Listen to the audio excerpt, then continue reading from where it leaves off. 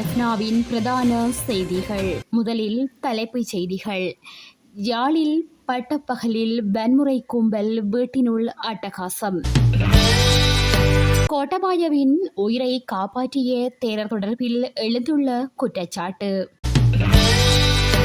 தமிழர் பொது வேட்பாளர் தொடர்பில் ஜனநாயக மக்கள் விடுதலை முன்னணியின் தற்போதைய நிலைப்பாடு. சீரற்ற காலநிலை தொடர்பில் ஜனாதிபதி பிறப்பித்துள்ள அதிரடி உத்தரவு. வங்கிக்கு செல்ல விரும்பாத கனேடியர்கள். யாழ்ப்பாணம் பொன்னாலை கட்டுவன் ஈவினையில் நேற்று மதியம் வீடு புகுந்து வன்முறை கும்பல் நடத்திய தாக்குதலில் 2 காயமடைந்து தெல்லிப்பளை மருத்துவமனையில் சேர்க்கப்பட்டுள்ளனர்.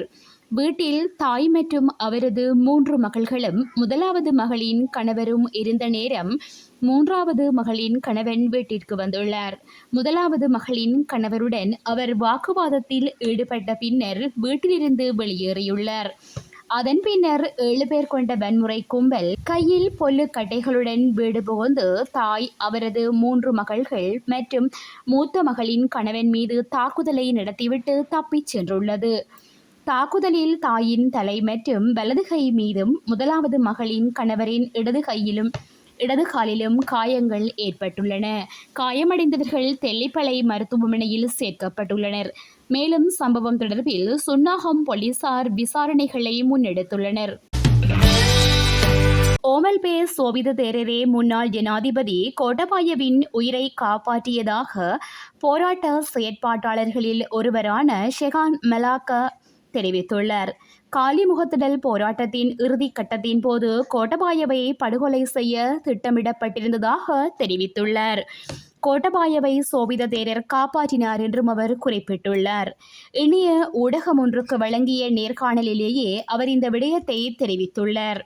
கோட்டாபயவின் பிரத்யேக செயலாளர் சுகீஸ்வர பண்டார அழுது புலம்பி தலைவரை காப்பாற்றுமாறு சோபித தேரரிடம் கோரியதாக தெரிவித்துள்ளார்.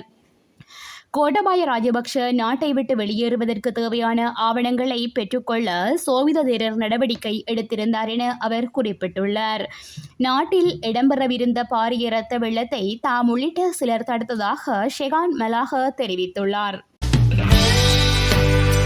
நடைபெறவுள்ள ஜனாதிபதி தேர்தலில் தமிழ் பொது வேட்பாளர் ஒருவரை நிறுத்துவதற்கான தீர்மானத்தை தாம் ஏற்றுக்கொண்டுள்ளதாக ஜனநாயக மக்கள் விடுதலை முன்னணியினர் தெரிவித்துள்ளனர். ஜனநாயக மக்கள் விடுதலை முன்னணியின் தலைவர் சித்தார்த்தனின் தலைமையில் நடைபெற்ற கட்சியின் மத்திய குழு கூட்டத்தில் வெளியிடப்பட்டுள்ள அறிக்கையிலேயே இந்த விடயம் தெரிவிக்கப்பட்டுள்ளது. மேலும் குறிப்பிடப்பட்டுள்ளதாவது, தமிழ் மக்களின் அரசியல் அபிலாசைகளையும் சமூக வாழ்வின் எதிர்பார்ப்புகளையும் நாளாந்தம் முகம் கொடுத்து வரும் நெருக்கடிகளையும் தென்னிலங்கை அரசியல் சமூகத்தின் தொடர்ச்சியான ஏமாற்றுத்தனங்களையும் உறுதியாக வெளிப்படுத்தக்கூடிய வகையில் ஜனாதிபதி தேர்தலில் பொது வேட்பாளர் ஒருவரை நிறுத்துவதற்கான தீர்மானத்தை ஜனநாயக மக்கள் விடுதலை முன்னணியினராகிய நாம் ஜனநாயக தமிழ் தேசிய கூட்டணியின் ஏனைய அங்கத்துவ கட்சிகளுடன் இணைந்து ஏற்றுக்கொண்டதோடு அதனை முன்னெடுத்து கொண்டு செல்வதற்கான முழு ஆதரவினையும் வெளிப்படுத்தியிருந்தோம். இந்நிலையில் இந்த தீர்மானத்தை ஒரு சில அரசியல் கட்சிகளினதும் ஒரு சில சமூக செயற்பாட்டு குழுக்களினதும் தீர்மானமாகவன்றி தமிழ் தேசிய பரப்பில் இயங்கும் அனைத்து தரப்பினரதும் ஏகோபித்த கோரிக்கையாக முன்னெடுப்பதன் மூலம் தமிழ் மக்களின் அபிலாசைகளை, தீர்மானங்களை மிகவும் காத்திரமான முறையில் வலுமிக்கதாக முன்னெடுக்க முடியும் என்பதை தொடர்ச்சியாக வலியுறுத்தி வருகிறோம். தமிழ் பொது வேட்பாளர் கோரிக்கை பேசுபொருளாக ஆரம்பித்த காலத்தை விட இன்றைய காலகட்டத்தில் பல்வேறு தரப்பினரது அயராத முயற்சிகளினால் அக்கோரிக்கையின் ஆதரவு தளம் அதிகரித்து வருவதோடு கோரிக்கையின் நியாயத்தன்மையும் பரந்த அளவில் உறுதிப்படுத்தப்பட்டு வருகிறது என்பதும் குறிப்பிடத்தக்கது. சீரற்ற காலநிலையால் ஏற்பட்ட வெள்ளத்தினால் சேதமடைந்த வீதிகளை உடனடியாக புனரமைப்பதற்கு சுமார் 3 பில்லியன் ரூபாவை ஒதுக்க தீர்மானிக்கப்பட்டுள்ளது. ஜனாதிபதி ரணில் விக்ரமசிங்கவின் உத்தரவிற்கு அமைய இந்த நடவடிக்கை எடுக்கப்பட்டுள்ளதாக கிராமிய வீதி அபிவிருத்தி அமைச்சு தெரிவித்துள்ளது.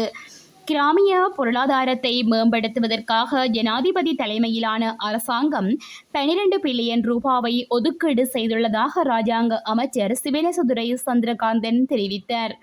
அந்த ஏற்பாடுகளுடன் கிராமப்புற வீதிகள் மற்றும் பாலங்கள் அமைப்பதற்கான வேலை திட்டம் ஆரம்பிக்கப்பட்டுள்ளதாகவும் இதுவரையில் சுமார் 65 விதமான பணிகள் நிறைவடைந்துள்ளதாகவும் ராஜாங்க அமைச்சர் மேலும் தெரிவித்துள்ளார்.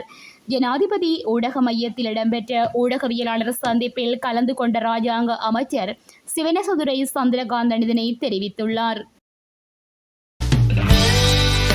கனேடிய பிரஜைகள் வங்கி கிளைகளுக்கு செல்ல விரும்புவதில்லை என தெரிவிக்கப்படுகின்றது. அண்மையில் மேற்கொள்ளப்பட்ட ஆய்வு மூலம் இந்த விடயம் வெளிவந்துள்ளது.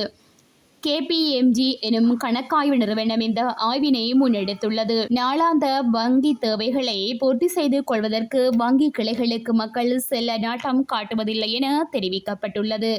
கருத்து கணிப்பில் பங்கு பற்றிய 48 வீதமானவர்கள் ஆண்டொன்றில் 1 அல்லது 2 தடவைகள் மட்டுமே வங்கி கிளைகளுக்கு செல்வதாக தெரிவித்துள்ளனர். இணைய வழியில் கொடுக்கல் வாங்கல் நடவடிக்கைகளை மேற்கொண்ட போதிலும் வங்கி கிளைகள் இயங்க வேண்டுமென 86 வீதமானவர்கள் கருத்து வெளியிட்டுள்ளனர். கிராமிய பகுதிகளில் கிளைகளை தொடர்ந்து வங்கிகள் பேண வேண்டுமென பரிந்துரை செய்யப்பட்டுள்ளது.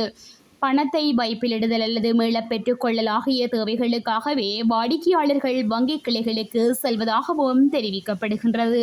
இத்துடன் செய்திகள் நிறைவடைகின்றன. மேலதிக செய்திகளை தெரிந்து கொள்ள www.todayjefna.com என்ற இணையதளத்தினை பார்வையிடவும்.